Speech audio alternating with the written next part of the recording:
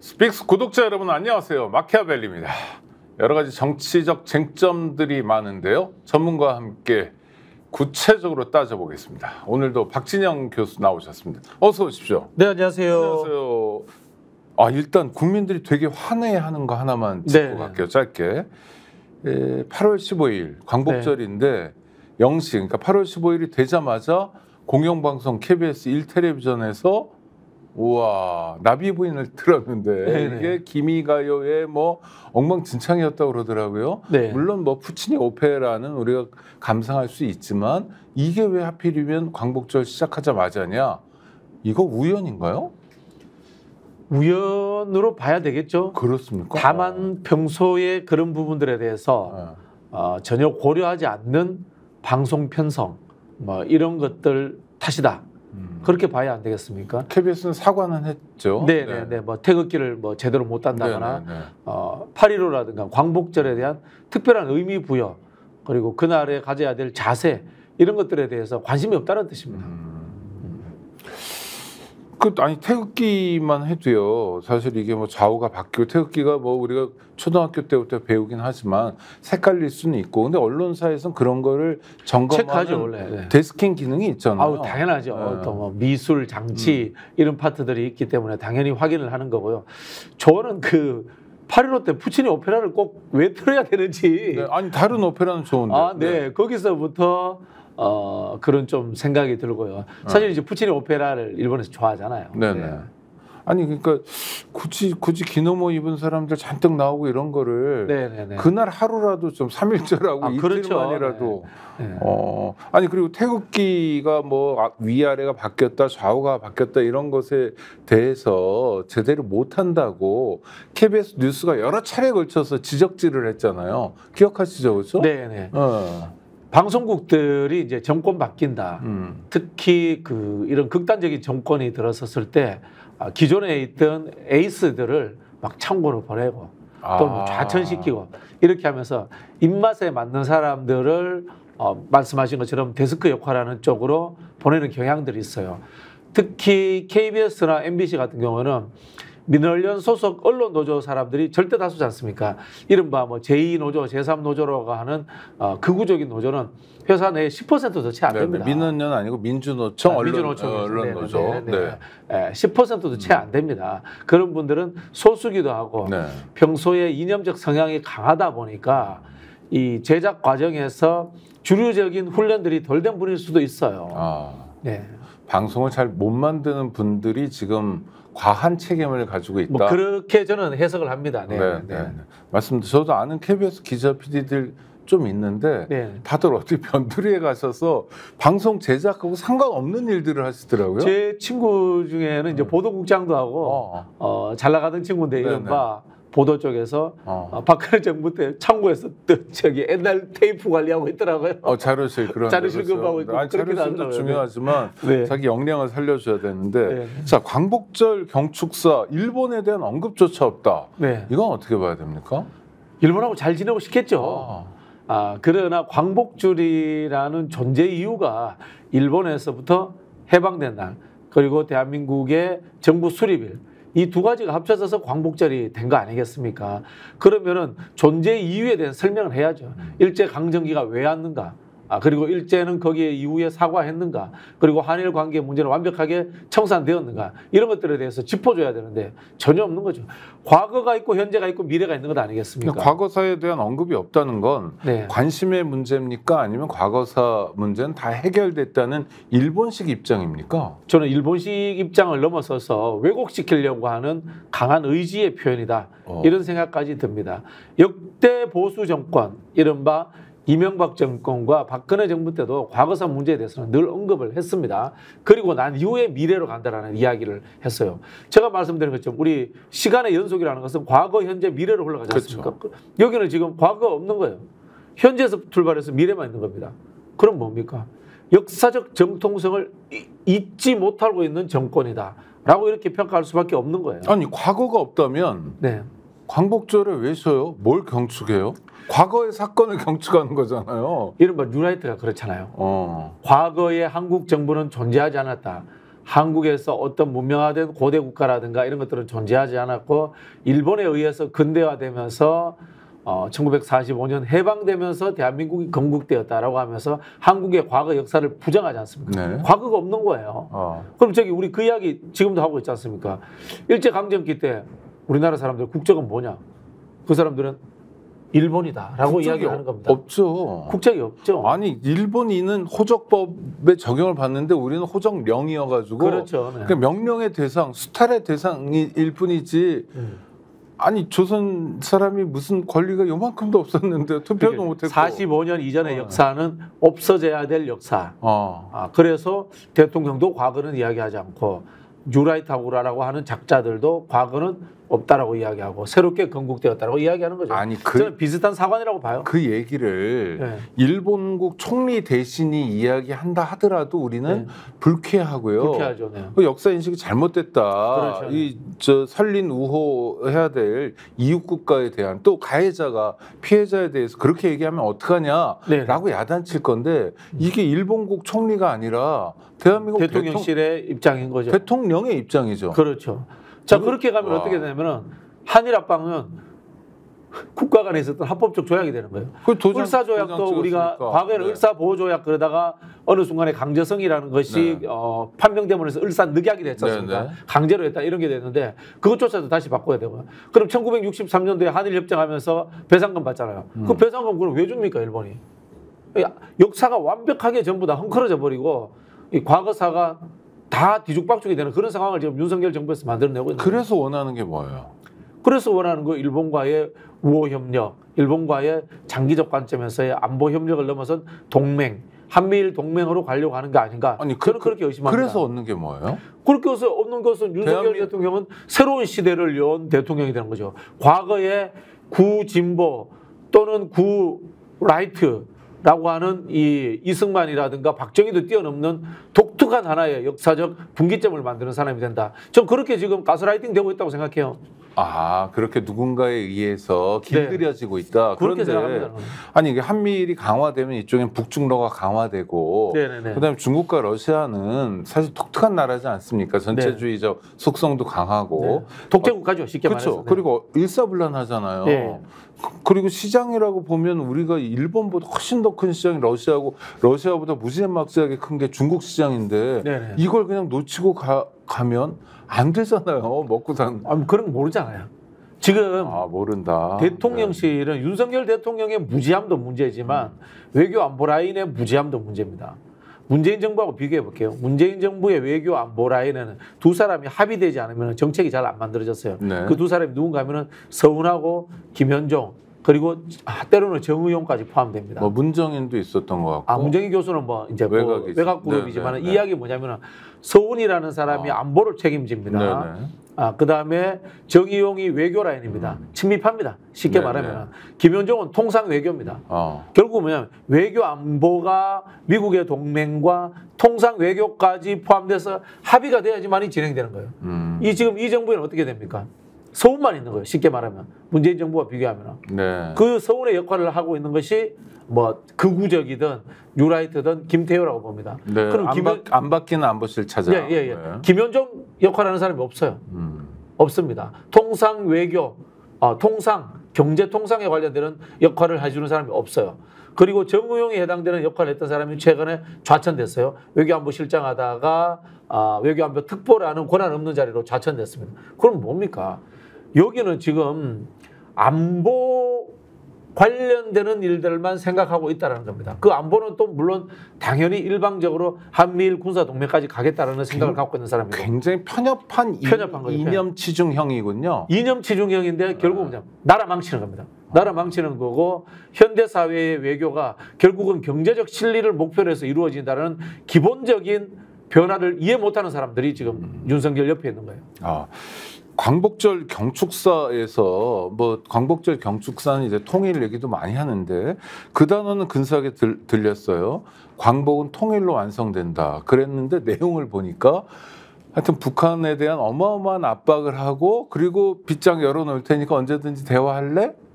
흡수통일에 대해서 굉장히 공공연하게 이야기하면서 이건 좀 모순 아닌가요?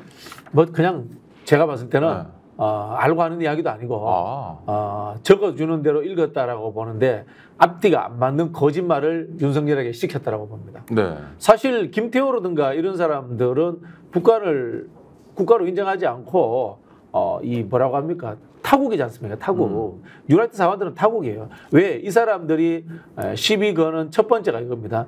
이승만이 남한 정부만을 만든 것에 대해서 친북적인 사람들 북한은 비판하고 있다. 이승만을 분단의 원흉이라고 이야기하고 있다. 이렇게 이야기한단 말이에요. 그러나 이 유라이트 사관들은 이승만은 남한에서 한반도의 땅덩어리 절반에서 자유민주적 질서에 의한 민주공화정을 최초로 만든 사람이다. 이게 사실은 이승만의 건국의 아버지라고 하는 이유거든요. 그럼 북한은 기존에 있던 한반도에서의 의미 있는 국가가 아니에요. 그렇지 않습니까? 근데 북한하고 통일하는 게 무슨 의미가 있습니까? 그렇기 때문에 저는 그냥 영토 확장의 개념으로서 북한을 보는 것이지 어떤 국가 단위라든가 민족의 단일성에 기반해서는 보고 있지 않다. 이렇게 봅니다. 이 사람은. 아니 그래도 그래서 앞뒤가 안 맞아요. 아니 앞뒤가 안 맞더라. 상대가 있는데 앞뒤가 안 맞으면 안 되잖아요. 그렇죠. 뭐. 그냥 그러려니 해라. 그러려니 해야죠. 앞뒤가 안 맞는 말을 하는데 네. 윤석열은 이 말이 앞뒤가 안 맞는다는 것조차도 이해를 못해요. 보수의 논리에서도 이게 앞뒤가 안 맞아요, 지금. 아니 그리고 여야가 아주 극한적인 대결, 이를테면 김대중 전 대통령 때 보면 정말 목숨이 위험한 상황, 이런 상황을 수차례 겪었잖아요. 쿠데타도 겪었고. 그래도 한 번도 건국 이래 여야가 따로 광복절 기념식 경축식을 한 적은 없었습니다. 그렇죠. 지금 광복회 따로, 여야 따로, 국회의장도 참석하지 않고, 이거는 아주 심각한 거 아닙니까? 이건 매국 정권이고 7일 정권이라는 뜻이에요. 저는 뭐 윤석열 정권에 대해서 뭐 뉴라이트다, 극우다 이런 표현도 아깝다고 씁니다. 네. 라이트가 뭡니까? 이른바 보수 아닙니까? 네, 네. 보수, 민족주의, 우파, 핵심이 민족주의고 좀 과해지면 인종주의로 갑니다. 그렇지 않습니까? 우리 유럽의 역사라든가 보면 그렇고 역사적으로 그 개념 규정도 그렇게 합니다. 극우도 뭡니까? 민족주의의 과잉이 극우예요. 인종주의, 사회적 배회주의 이런 거 아니겠습니까? 근데 지금 이런 게 어디 있습니까? 민족주의라고는 하나도 찾아볼 수 없어요. 이 사람들 친일이에요. 밀정이에요. 그래서 제가 뉴니혼진이다, 신일본인이다, 뉴라이트가 아니다. 그렇게 우리가 명명하자라고 제가 말씀드리는 거예요. 이종찬 광복회장은 아드님이 이철우 연세대 로스쿨 교수인데 윤석열 대통령 고등학교 동창이고 아주 가까운 사이인데도 밀정이란 말을 쓰면서 화를 내시고, 그다음에 뭐 보훈부 장관이 와서 뭐 얘기 좀 하자고 그랬는데도 광복절 기념식에 참석 안 했어요. 보수인 거예요, 이 사람은. 이종찬은 보수다. 우리 더 역으로 올라가 볼게요. 박정희 쿠데타로 집권한 사람이고 민중을 탄압한 사람입니다. 그렇죠. 일제 강점기 시대 때 친일적 행각이 분명히 있는 사람입니다. 뭐 일본군 장교죠. 일본군 장교네. 그럼 박정희의 친일은 생각해 보면 기회주의예요. 자기가 태어났을 때 일제 강점기란 말이야. 일제 강점기가 영원할 것처럼 생각되는 거야. 거기에 빌붙어서 난 출세해야 돼. 그리고 또 조선 민중들을 압박할 수도 있어. 이렇게 생각한단 말입니다. 그러나 기회가 바뀌었어요. 기회가 바뀌었다는 것은 친미 세상이 오고, 그 다음에 자기가 군사 쿠데타를 통해 가지고 권력을 잡았어. 이때의 행태들을 보면은 국민들의 반일 감정이라든가 국제 정세에서 일본과 우리가 연대할 필요가 없다라는 인식을 하고 있기 때문에 한일 협정을 통해 가지고 배상금을 받습니다만 때때로 일본과 많은 갈등 구조를 만들어냅니다. 미국과도 때로는 갈등해요. 이 사람은. 일본과 갈등 구조를 만들어내는 건 소위 내치에 도움이 되잖아요. 그렇죠. 식민 지배에 대한 상처, 그렇죠. 아픔이 있으니까. 제가 이 이야기를 말씀드리는 것은 쿠데타를 해서 국민들을 학살한 사람들조차도 나쁜 사람이지만 국적은 한국 국적이야. 맞아요. 지금 문제가 되고 있는 독립기념관도 전두환 때 진 거예요. 전두환 때 지었습니다. 전두환 때 지었습니다. 쇼였더라도.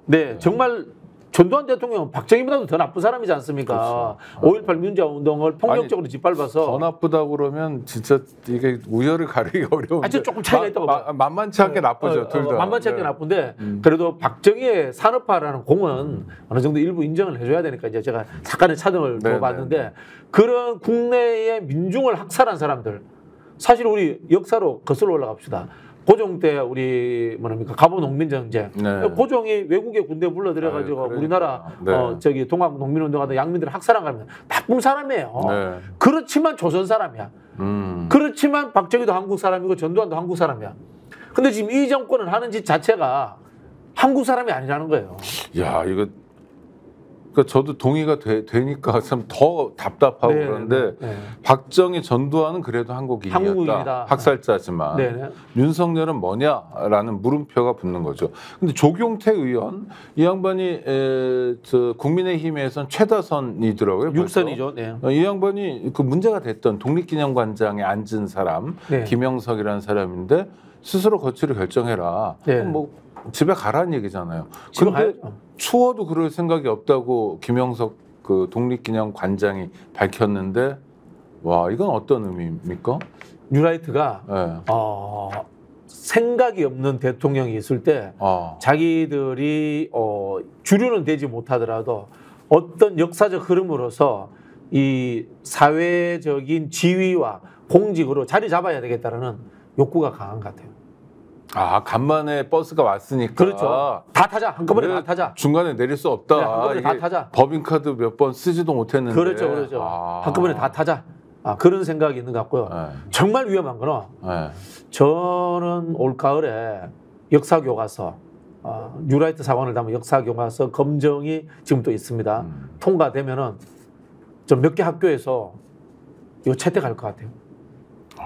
2014년에 교학사 교과서 문제가 굉장히 크게 일어났지 않습니까? 네, 그때 실제로 채택한 학교는 한 학교였습니다. 한 학교였는데 그 학교도 지금은 안 할 거예요. 네, 네. 지금은 안 하는 걸로 알고 있는데 할 것 같아요. 일부 사립학교나 일부 사립학교 네. 특히 이제 그 특정 종교, 특정 네. 지역 또는 이사장님의 욕구가 막 그렇죠. 네. 예, 그런 쪽에서 할 것 같고 학교 교과서 채택 문제는 요즘은 과거하고 달라가지고 학교 운영위원회에서 결정합니다. 운영위원회에서 정확히 모르겠습니다. 예, 학부모들도 참여를 한다는 뜻입니다. 학부모들도 참여를 하기 때문에 제가 말씀드린 특정 종교, 그다음 특정 지역 여기에서 위험 요소가 있습니다. 도입될 가능성이 있고 저는 이거 진짜 큰 문제라고 봅니다. 뿌리를 내리면은 이게 계속 퍼져나갑니다. 네. 잡초가 뿌리를 내리지 않습니까? 옆으로 계속 뻗어나가잖아요. 그렇죠. 그래서 우리가 뭐 논에서 농사 지을 때도 잡초 제거하는 것에 잡초가 한두 개 있더라도 긴장을 하고 농민들이 가서 뽑아내는 것과 똑같은 거 아니겠습니까? 그렇죠. 쑥 같은 경우 특히 그렇죠. 잘못하면 쑥대밭이 되니까. 네. 자, 우리 진짜 전문가시니까 제가 평소 궁금한 거 몇 가지 민주당 전당대회 관련해서 전당대회. 네. 뭐 대표 후보가 3명인데 그 중에 젊은 분이 있잖아요. 김지수 씨. 네. 네, 아니 이름도 모르겠는데 이분 같으면 네. 제가 만약 제 아는 분이면 야 당신은 미래를 얘기하고 정강을 얘기해가지고 뭐 어떻게 존재감 좀 가져라 하는데 하나도 안 보이는 건 뭔가요? 약간 넌센스 같기도 하고. 넌센스죠. 그렇게 봐야 되겠습니다. 뭐 제가 보니까 좀 부럽네요. 네. 이런 선거 치르려면 그래도 기타금 내고 하고 돈이 좀 들 텐데 그런 재정적 능력이 있는 게 부럽네요. 요게 답니다. 솔직히 말씀드려서. 그러면 하여튼 그분은 넌센스고 네. 김두관 후보는 그러니까 어차피 판은 짜여져 있잖아요. 지금 네네. 당원들이 바라는 건 이재명을 지키자. 네네. 이재명을 앞세워가지고 싸우자 이런 거잖아요. 그러니까 거기엔 누가 껴도 네네. 지금은 뭐 그냥 웃기는 얘기지만 문재인 전 대통령이 와도 안 되는 판이잖아요. 네네. 그럼 김두관 씨 입장에서 안 되는 판이면 새로운 구도 네네. 이를테면 민주당이 기후위기 어떻게 해야 되고 청년 어떻게 노동 어떻게 하고 네네. 뭐 이런 얘기를 하면서 야, 저 양반 정말 우리 당의 맏형이다. 네네. 맞아. 저 귀 기울여야지. 예? 지금은 아니지만 나중에라도 정말 우리 당의 귀한 뭐 일꾼으로 모셔야 된다. 이런 거를 만들어가는 선거를 왜 안 하죠? 죄송합니다. 두 가지 측면인 것 그건 같고요. 아닌 거죠, 지금. 네. 첫 번째는 참 죄송한데 시대적 변화를 못 따라가시는 것 같아요. 아이고. 그리고 시대적 변화를 못 따라간다는 것은 현 시점에서 실력이 뒤처진다. 금방 말씀하신 것처럼 기후위기의 문제라든가 또는 우리 당원들이 생각하는 당원민주주의의 문제. 그다음에 이 정치적으로 윤석열 정부가 얼마나 날카롭게 싸울 것인가. 탄핵의 이 트리거들을 찾아낼 것인가. 이런 걸 할 만큼의 실력이 안 된다라는 측면이 들고요. 또 한편으로는 최근에 김두관 전 의원님 주위에 과거 분들이 많이 포진하고 있다고 하더라고요. 정치를 보는 과거라면은 어느 정도 뭐 평민당 때 분들 뭐 그런 분들도 진짜로요? 이야기도 있고요. 결국은 이재명 대표를 극단적으로 미워하는 사람들이 주위에 있는 거예요. 그러다 보니까 그것이 이 전당대회의 주요한 이슈로 흘러가고 있다. 만들고 싶어 한다. 아니, 그렇게 느껴집니다. 근데 이재명 대표를 좀 미워하는 거 뭐 인지상정은 있을 수 있다 하더라도 미워할 수 있죠. 네. 미워한다고 자기의 정치 지형이 생기거나 네네. 하는 게 아니잖아요. 그래서 제가 말씀드린 게 미래지향적인 상황에서 그러니까. 이재명 대표와 대립각을 세운다거나 정책 경쟁, 뭐 비전 경쟁을 하면 되는데 말씀드린 것처럼 과거라는 시각의 틀에서 이재명 대표와 경쟁하고 싸우려고 하니까 지금 문제가 되는 것이다. 라고 보는 겁니다. 그러면 일종의 지도자도 자질이 필요한데 일종의 자질이네요. 과거에는 저는 뭐 이분이 충분히 자질이 있는 분이었는데 저 군수하고 이럴 때 멋있었어요. 뭐 도지사도 잘하고 행안부 장관 할 때도 그렇게 그렇고. 했는데 시대의 변화를 놓쳐버린 것 같아요. 어느 순간. 그렇군요. 하긴 뭐 노무현 정부는 처음 때 그때는 네네. 행정자치부인데 네네. 행자부 장관하고 이런 게 벌써 20년도 그렇죠. 넘은 일이니까 그럴 수도 있겠네요. 네. 또 하나 궁금한 거. 네네. 그 사실 민주당에는 소위 이 학생운동이나 네네네. 이런 제야운동 출신들이 많잖아요. 네네. 민평년이라고 하죠 보통. 이제 우리 민평년도 그룹핑에서. 있고 뭐 옛날에 586. 전대현 뭐 네네네. 586 뭐 이런 사람들 그 중에 좀 586의 뭐랄까 혜택이랄까 뭐 하여튼 이런 걸 받은 또는 지도급 인사들이 이를테면 이인영, 우상호, 뭐 임종석 이런 사람들인데 네네네. 네. 현역 의원은 이인영 의원만 있고요. 아니요 있죠. 박홍근 의원도 있고 그런 사람도 많이 있어요. 있는데 네. 그러니까 지도급 뭐 하여튼 좀 유명해진 네, 유명한 사람들. 네네네. 네. 근데 왜 이 사람들은 대표에 안 나오죠? 글쎄요. 뭐 제가 보기에는 직장으로서의 정치인 그런 느낌을 받아요. 직업으로서의 정치 이렇게 이야기하니까 막스 베버 생각나서 너무 과잉하게 제가 표현한 거. 직장으로서의 정치인, 직장으로서의 국회의원 이런 느낌을 받아요. 아니 직장으로서의 국회의원이 되더라도 네. 기본적으로 좀 존재감을 보여줘야 되는 거 아닙니까? 그렇죠. 그러니까 뭐 선거 때 목리 부리는 거 말고, 네네. 근데 서울시장은 내가 적임이야라고 혼자서 막 애도벌는 띄우는 거 말고 구체적으로 이런 판에 당원들에게 나와야죠. 또 국민들에게 네. 뭔가 말씀드려야 되잖아요. 저는 4, 5선 국회의원 하는데 네. 당대표 나올 생각도 없고 뭐 대통령 선거 출마할 생각도 없고 뭐 이렇다면은 정치 그만하는 게 맞다고 봐요. 세금 축내고 있다고 생각해요. 아이고, 그럼 굉장히 그렇게 매서운 비판을 하셔도 되세요? 아니 뭐 어떻게 다 아는 사이 아니에요? 아는 사이죠. 아는 사이지만 실제로 그런데 김두관도 알고, 다 친합니다. 우상호도 알고, 친하게 지냈던 형들이죠. 근데 사실은 그래요. 시대가 변했잖아요. 시대가 변했고 책임감을 져야지. 정치하는 만큼의 본인 스스로 책임감을 져야죠. 저는 김두관 의원은 그런 부분에서 586보다는 훨씬 낫다고 봅니다. 나왔으니까. 나왔으니까. 나왔으니까. 근데 만약 김두관도 나오고 이인영, 우상호도 나오고 임종석도 나오고 이재명도 나오고 뭐 이러면은 재밌지 않습니까? 재미가 있어졌겠죠. 밖에서 볼 때 막자지껄 하고 이런 되는 집이 원래 그렇잖아요. 지금 김경수 지사 사면 복권이 네네. 논란이 됐지 않습니까? 네네. 논란이 된 것만으로도 차기 대선 후보 지지율에 4% 5% 나온대요. 네. 논란이 되도록 해야 되는 거예요. 정치라는 것이. 김경수 씨가요? 네네. 아무것도 안 했는데. 아무것도 안 했잖아요. 본인은 뭘 가타부타 말도 한 적이 없습니다. 네네네. 그 여론이라는 게 그런 속성이 있겠네요. 그리고 5%라도 그런 후보가 한 3, 4명 있으면 그 20%예요. 이게 다 민주당 자산일 거잖아요. 그렇죠. 네. 알겠습니다. 또 궁금한 게 많아서 죄송합니다. 정봉주 전 의원은 좀 센 것 같은데 일부에서는 선을 넘었다 하기도 하고 분석을 좀 해주세요. 저는 두 가지 측면은 본인이 해명해야 된다고 봅니다. 이재명팔이라고 한 것은 여차하면은 당원들을 비난하는 걸로 들릴 수 있습니다. 그게 당원 전체인지 아니면 누군가를 특정한 것인지 본인이 왜 밝히는지 그 부분이 좀 궁금하고요. 그럼 누구 거명을 해야 된다는 겁니까? 거명해야죠. 정확하게.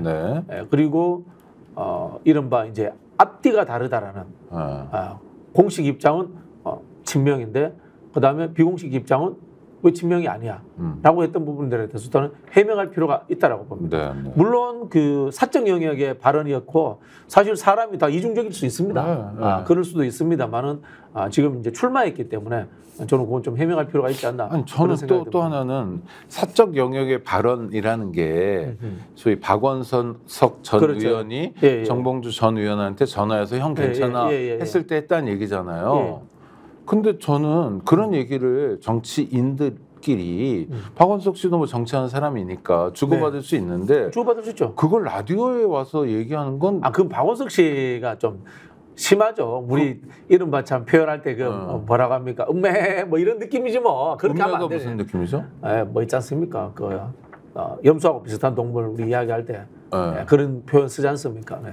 아니, 제가 못 알아들어서 죄송합니다. 하여튼 뭐 그런 표현이 있습니다. 검색하면 다 나올 겁니다. 나쁜 표현이군요. 예, 나쁜 표현인데. 박원석 전 의원이 나쁜 거. 그렇게 하면 안 되죠. 그렇죠. 룰이 있죠. 그렇죠. 아니, 그러니까 사적인 공간에서 전화한 걸 가지고 그 다음 라디오에서 정봉주가 이러더라. 네. 그다음 뭐 최고위원회가 만장일치도 아닌데 만장일치고. 혹시 만장일치도 잘못된 말이 그래 이제 이런 거예요. 저는 정봉주 의원이 이재명 대표에게 섭섭할 수 있다고 봅니다. 네네. 이번 전당대회 과정에서 본인이 1등 가다가 이재명 대표의 발언 이후에 김민석 후보가 올라가잖아요. 그 본인 느낌에서는 섭섭할 수 있다고 봅니다. 그리고 이재명 대표 비판해도 돼요. 제왕적이라고 비판해도 됩니다. 네네. 그러나 그것이 앞에서 마이크를 들고 이재명 대표의 제왕적인 부분은 비판받아야 됩니다. 라고 하는 것과 앞에서는 그런 이야기를 하지 않고 뒤에서 그런 이야기를 했다. 라는 부분에서 당원들이 섭섭해하는 것이고 더 중요한 문제는 아까 말씀드린 것처럼 이재명 파리가 누군지에 대해서 분명히 밝혀야 돼요. 네. 아니 근데 그렇게 해서 지금 원외에 계신 분인데 네네. 최고위원이 돼서 얻고자 하는 정치적 위상은 뭐예요? 일단 그 정봉주 의원은 지난번에 총선 공천을 못 받았잖아요. 네네. 그런 상황들에 대한 복권 뭐 이런 부분들인 것 같아요. 출발은. 그런데 그 뭐 여러 가지 제가 언급하긴 그렇지만 하여튼 여러 가지 문제가 네네. 있었잖아요. 네네. 그게 없어지는 건 아니지 않습니까? 근데 생각을 해보면은 우리가 이 정치적 기점에 의해서 과거의 행적들도 판단이 되는 것이지 늘 다르잖아요. 상황적 논리 아니겠습니까? 네네네. 뭐 저도 뭐 이 어떤 이 정치적 언행에 문제가 됐을 수도 있는 거고 그것이 총선 시기에 극단적 이슈가 되면은 정치라는 건 정무적 판단에 의해서 제외되기도 합니다. 네네. 그러나 당의 전당대회 같은 경우에는 그게 또 외부적인 판단을 하는 것이요 당내적 판단을 하는 상황이니까 그것이 또 용인되기도 하고 이런 부분들이 존재하는 거예요. 네. 그런 부분들은 뭐 정봉주 씨뿐만 아니고 많은 이 정치하시는 분들이 그런 일들의 과거사를 가지고 있을 겁니다. 네. 그러니까 일면 부족함이 있더라도 또 전당대회라는 게 하나의 계기가 돼서 그 부족함을 보완하기도 하는 판이다. 복권되기도 하고 네네. 그렇게 하는 거죠. 그런 그 상황을 염두에 뒀던 것 같은데 지금 끌고 가는 방식은 뭐 저는 동의하기 어렵습니다. 네. 이제 곧 뭐 민주당 전당대회가 끝나게 될 텐데 일요일에요. 근데 어쨌든 이게 요동을 칠 것 같다는 생각이 지금 제가 마지막 포인트가 정봉주 의원의 저런 입장 그다음에 이 전현희 의원이 법사위 상임위에서 사실은 이제 송석준 의원이 먼저 도발한 거예요. 네. 권익위 국장의 죽음에 전현희 씨의 책임이 있다 이런 이야기가 나오니까 뭔 소리냐 무슨 내가 책임이 있어. 이거는 디올백 받은 윤건영 씨가 아니고 뭐지 김건희 씨 책임 아니냐. 김건희 씨가 살인자다. 이런 식으로 이야기해서 되받아쳤단 말이에요. 이게 저는 전당대회 마지막 국면에 이 최고위원 등수가 요동치는 데 역할을 할 것 같아요. 그래서 어떻게 보세요? 5명 안에 전현희 들어갈 것 같아요. 네. 저는 운도 전현희 좋다 이런 의원이 생각이 지금 아주 간발의 차이로 6등인데 네네. 살인자 발언으로 들어갈 수 있을 것 같아요. 굉장히 운이 좋다. 이 운이 좋은데 이분은 어떤 운이 좋으냐. 국민의힘이 늘 도와준다. 이런 생각이 드는 게. 뭐 이분이 이런 걸 계산하고 한 건 아니잖아요. 그 아니죠. 화면을 보니까 맞받아치는 거잖아요. 그리고 권익위원회에 자기가 수장으로 그렇죠. 있었으니까 또 그 돌아가신 분을 잘 알고 아는 사람이고 그 상가에 문상도 갔다 왔잖아요. 전당대회 초반에 이분이 그 법사위 들어가다가 몸싸움에 해가지고 얼굴을 좀 다쳤어요. 네, 맞아요. 그걸로 초반에 또 지지율이 잘 나왔단 말이에요.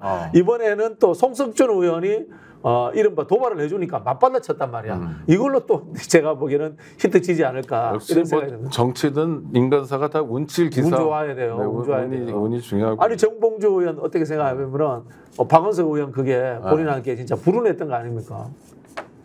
그렇죠. 그렇게 굳이 할 필요 없었죠. 그렇죠. 왜 그렇게 박원석 의원 전화를 왜 받아? 아니 전화를 받을 수 있잖아요. 어떤 근데 전화를 받더라도 그렇게 말하지 않았어야 되는 거 아닌가요? 당연하죠. 그래서 저는 박원석 의원의 전화가 어떤 느낌이 드냐면 본인이 다른 방송에 출연하기 전에 민주당 전당대회를 취재하려고 전화했다라는 느낌을 그렇죠. 받아요. 맞아요. 그러면 말 조심해야죠. 그렇죠. 네. 아니 일부러 흘린 가능성은? 아유, 그럴 가능성은 없다고. 정봉주라는 사람 자체가 네. 정교한 인물은 아니군요. 그래서 뭐 제가 봤을 때 정치라는 것은 네. 결국은 구조화되고 깊게 이 한국 사회를 성찰하면서 하는 것이 필요하다라는 생각이 들고요. 제가 농담 비슷하게 늘 말씀드리는데 삼국지 연의에 나오는 신출 기모란 제갈공명은 존재하지 않아요. 네. 그건 거짓말입니다. 네. 그럼 뭐냐? 정사 삼국지에 나오는 부국 강병책을 느리지만 정책적으로 잘 만들어가는 명제상 제갈공명이 중요한 거다. 네. 우리 시대든 어느 시대든. 그게 저는 관통한다라는 생각이 들고요. 그리고 마지막으로 저는 이번 전당대회 좀 깊이 있게 보는 사람이 김병주 의원이에요. 네. 역대로 민주당에 없었던 최고위원의 경력이잖아요. 군 출신? 사성장군 출신. 네. 그러니까 이분이 들어옴으로 인해서 민주당이 이제까지 공격받았던 종북이라든가 색깔론 이런 것에 대해서 완벽한 방어막이 될 수 있다라는 생각이 들고요. 이분은 최고위원이 될까요? 들을 것 같아요. 그리고 네. 개인적으로 노무현, 문재인 이후에 통일 외교 정책에 새로운 독트린이 필요한데 그게 없어요. 네. 그래서 저는 김병주 의원이 그런 거 좀 만들어줬으면 좋겠다라는 생각이 들어요. 그런데 김병주 의원은 이제 비례였다가 지금 저 지역구 갔다가 그래서 재선 의원이고 또 지도부에 결합하려고 하는데 이렇게 보면 뭐 언론을 통해서 이렇게 보면 그 사성장군 출신답지 않게 좀 유연하달까? 그렇죠. 뭐 이런 모습이 전략적인. 보여요. 이분이 삼국지 리더십 전공자네요. 그러다 보니까 삼국지 많이 읽으셨나 봐요. 네. 좀 굉장히 기대를 합니다. 그렇습니까? 네. 이번에 들어오는 최고위원들 중에 저는 제일 기대를 많이 하고 있고요. 왜냐하면 대체 불가니까. 대체 불가니까. 다른 사람들은 다른 사람으로 대체해도 돼요. 그런 비슷한 유의 의원들은 많이 있어요. 근데 미안한 얘기지만 죄송한 김민석 의원 같은 사람은 여러 명이 있다. 아주 농담 비슷하게 그런 이야기합니다. 김민석 의원하고 정봉주 의원하고 섞어서 제가 들어가면 됩니다. 그 사람 꼭 제가 할 수 있습니다. 왜 안 나가 있었어? 뭐 제가 그런 까면 안 되니까. 하여튼 그런데 정봉주 의원, 김병주 의원 같은 경우에 우리 박 선생이 아무리 해도 안 된다는 거죠. 제가 뭐 그렇게 할 수 없는 대체 불가하고 그리고 이제 이 전현희 의원 같은 경우는 이제 정치적 상징성이 있죠. 윤석열 정부로부터 직접적인 탄압을 받은 장관급 정치인이라는 상징성이 있죠. 그러면 이제 진영이 갖춰져요. 다음 주부터.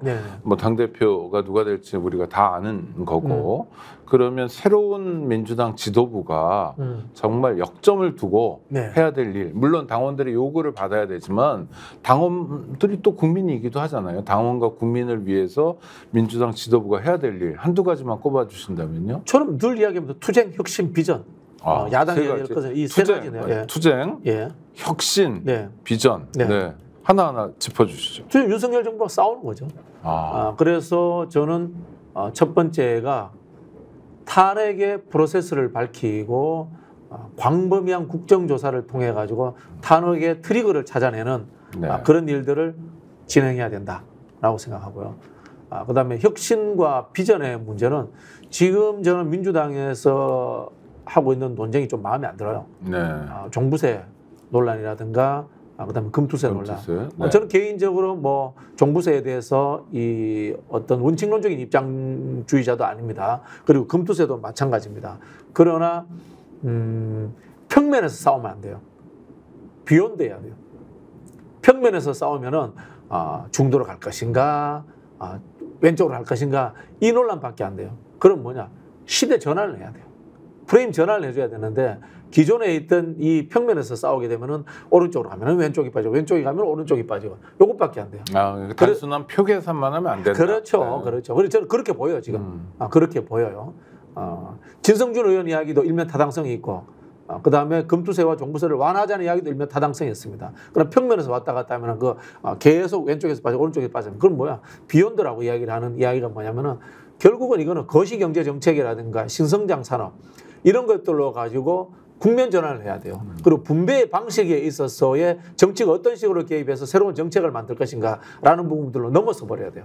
예를 들자면 저는 이재명 대표가 주장했던 기본사회 부분도 하나의 아이디어가 될 수 있다고 봅니다. 그리고 그것을 넘어서는 것은 결국은 뭐냐면 성장이 있어야 분배가 같이 가는 거거든.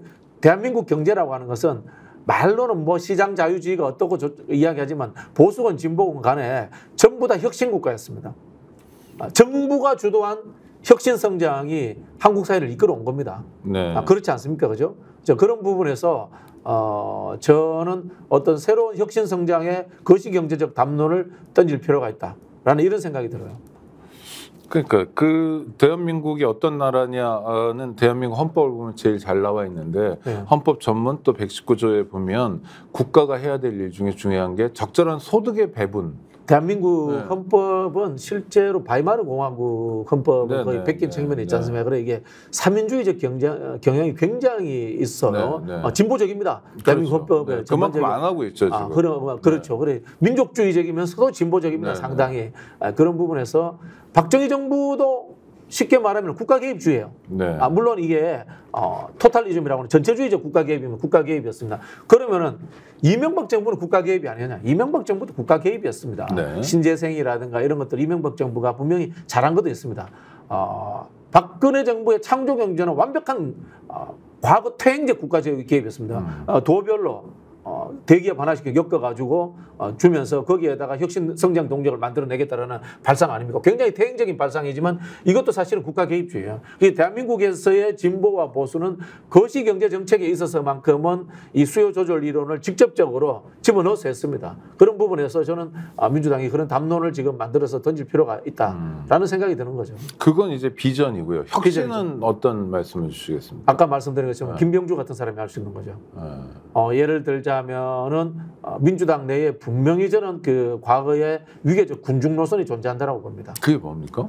예를 들자면은 이 집단주의 문화들이죠. 586이 가졌던 전대협이라든 이런 사람들이 가졌던 집단주의 문화들 그리고 과잉 민족주의가 분명히 존재합니다. 네. 북한 인권 문제라든가 이런 부분들에서 다시 한번 생각해 봐야 됩니다. 생각해 봐야 됩니다. 그 예를 들자면은 영남 보수들한테 왜 민주당 안 찍어 이렇게 하면 종북이라는 얘기를 하거든요. 북한 문제에 대해서 과거 민주당 정권이 가졌던 것보다는 좀 더 전략적으로 바뀔 수 있는 전략적 상호주의라든가 이런 것들에 대해서 유연하게 대처해야 됩니다. 이런 것들은 사실은 사고 속의 혁신입니다.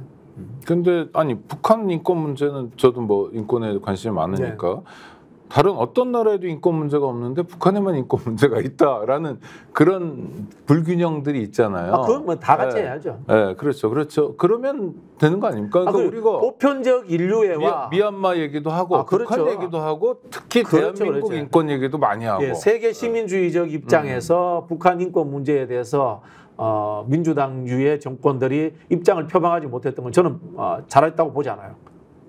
그거는 북한의 익스큐즈를 구하더라도 그 당시 우호적 상황에서 할 수 있었다고 봅니다. 아니 그러니까 북한 입장에서도요. 네. 니네만 다른 전 세계 아무 데도 없는 인권 문제가 니네만 있어가 아니라 네네네. 미국에도 있고 러시아, 그렇죠. 중국에도 보편적 있고 인권의 측면에서 하면 대한민국에도 되는 거죠. 있는 인권 문제를 너희 땅이라고 외면하거나 언급 안 할 수는 없다. 네네네. 이건 니네가 이해하고 자시고 아니다. 네네네. 양해할 문제가 아니다. 네네. 이런 입장으로 가면 되지 않을까요? 똑같은 겁니다. 예를 들자면 김대중 대통령 시대에 6.15 정상회담을 합니다. 네네. 서해 교전이 일어납니다. 네. 그 상황에서도. 네. 그러면 우리가 6.15 정상을 하고 있기 때문에 서해 교전에서 져줘.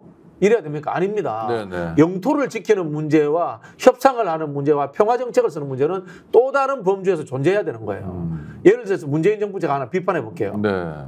개성공단 연락사무소 폭파했을 때 즉각적으로 규탄하고 굉장히 강한 조치가 나왔어야 됩니다. 며칠 늦어버렸어요.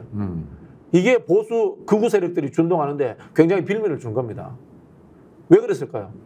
저는 거기에 평화가 우선적으로 중요하다는 기본적인 인식도 있지만은 저는 북한 문제에 대해 가지고 뭔가 뜸들이는 경향들이 저는 존재했다라고 저도 한번 그 비판을 해보고 싶은 거예요. 아니 근데 그 개성 같은 거 연락사무소 폭파 같은 경우는 하나의 사건이지만 충분히 예견할 수 있었던 사건이잖아요. 네네. 그럼 청와대 정도 되면 그렇죠. A, B 시나리오 1, 2 다 있고 그렇죠, 이럴 땐 그렇죠. 어떻게 하고 저럴 땐 어떻게 하고 수위는 어떻게 하고 이런 게 이미 준비돼서 상황이 딱 벌어지면 오전 10시에 벌어지면 10시 5분에 딱 바로 나와. 나가야지. 바로 나가야죠.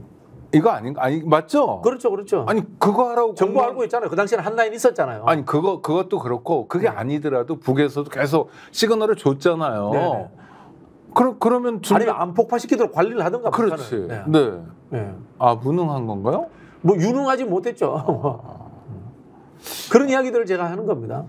알겠습니다. 그리고 아까 제가 말씀드렸던 이 비전이라는 것이 혁신과도 또 연결되어 있는 게 결국은 한국 사회는 이 발전 국가론입니다. 발전 국가론이기 때문에 성장 당론을 끊임없이 던져야 돼요. 역동적 발전 국가예요, 우리는. 네, 뭐 성장이라는 게 뭐 굴뚝만을 의미하는 게 아니니까. 그렇죠, 그렇죠. 네. 예를 들면 신재생 에너지에서 한국은 뭐 해 먹고 살 거냐. 네, 뭐 예를 들자면 문재인 정부 때 있었던 소득주도 성장. 네, 네. 저 뭐 성공했다고 보지는 않습니다만은 그런 것도 안을 내놔야 돼요. 네, 네. 안을 내놔야 돼요. 네. 네. 민주당 지도부가 좀 경청해야 될 말인 것 같고 시간 얼마 안 남았는데 딱 하나만 짧게 여쭤보겠습니다. 대통령 부부만이 아니라 대통령 부인 김건희 씨의 오빠 얘기도 나오고 그러면서 양평 얘기는 뭐 고속도로와 관련해서도 여러 나왔는데요. 중요한 건 특혜 의혹을 받는 특혜를 줬다고 의혹받는 공무원들이 전부 무죄를 선고받았다는데 이건 어떻게 봐야 될까요? 검찰 독재가 성립이 되려면은 네. 저는 사법부가 손바닥을 마주쳐줘야 된다고 생각합니다. 그리고 기소할 때 네네. 이렇게 별거 아니게 해주면 그렇겠죠. 차림표를 차려주면 네네. 밥상에 뭐 올라온 반찬이 없으면 네네. 저는 그 한 번씩 뭐 신성한 법원 이야기하고 이럴 때마다 네네. 정말 욕이 튀어나옵니다. 이 대한민국의 이 군사 독재 정권에서 사법부가 했던 사법 살인들 얼마나 많습니까? 네네. 그리고 이 검찰 독재라든가 이쪽에 호응해 준 것들 얼마나 많습니까? 저는 전부 다 역사적 반성을 해야 된다고 봐요. 지금도 오늘 이 순간에도 사실 뭐 법원에서 법정에서 재판이 열리면 네. 방청객이나 뭐 검사나 변호사나 피고나 이런 사람들 당사자들 이런 사람들은 미리 와 있고 네. 판사가 늦게 들어오고 네. 들어올 때 모든 사람이 일어나서 경의를 표해 주잖아요. 네. 그게 정말 황당한 일이기도 하네요. 그렇죠. 이런 일이 반복되면 네. 권위라는 게 사실은 신뢰에서 비롯되는 건데 네네. 신뢰하기 어려운. 저기 인간에 대한 우리 철학적 고찰로 다시 한번 돌아가 볼 필요가 있습니다. 이게 저치라는 것이 원래는 신의 영역이잖아요. 그렇죠. 네, 신의 영역이었던 건데 그게 우리가 민주적 제도화를 하면서 이 사법이라는 영역을 따로 만들어서 독립시켜 준 건데 그 법관이라는 사람 자체가 본인이 신이 된 것처럼 착각하는 현상들이 굉장히 저는 많이 노출되고 있다 이런 생각이 들고 이거 다시 그러면은 뭐냐 신이 존재하지 않으면은 집단적 인간의 영역으로서 인류라는 영역으로서 저는 돌려줘야 된다고 봐요. 최근에 대법관 몇 분이 이제 동시에 그만뒀는데 그중에 네. 김선수 민변 회장도 하고 이런 분인데 그만두자마자 사법연수원 교수로 간다는 거예요. 왜 그러냐 신문 기사를 통해서 봤는데 전관 예우 안 하겠다. 네. 개업 안 하겠다. 네네네. 이런 사람들이 하나가 아니라 둘, 셋, 넷, 다섯 네. 또 대법관 끝나면 아무것도 안 해. 네. 헌법재판관 끝나면 아무것도 안 해. 근데 뭐 네. 국가인권위원장도 하고 뭐 그런 데니까 그런 면에서 권위는 지들이 만드는 것이기도 하잖아요. 그렇죠. 대한민국에 원로가 없잖아요. 아, 참 깝깝하다는 생각이 듭니다. 네. 그런 부분에서. 네. 알겠습니다. 오늘 함께해 주셔서 감사하고요. 네, 또 네. 구독자 여러분도 함께해 주셔서 감사합니다. 감사합니다. 감사합니다.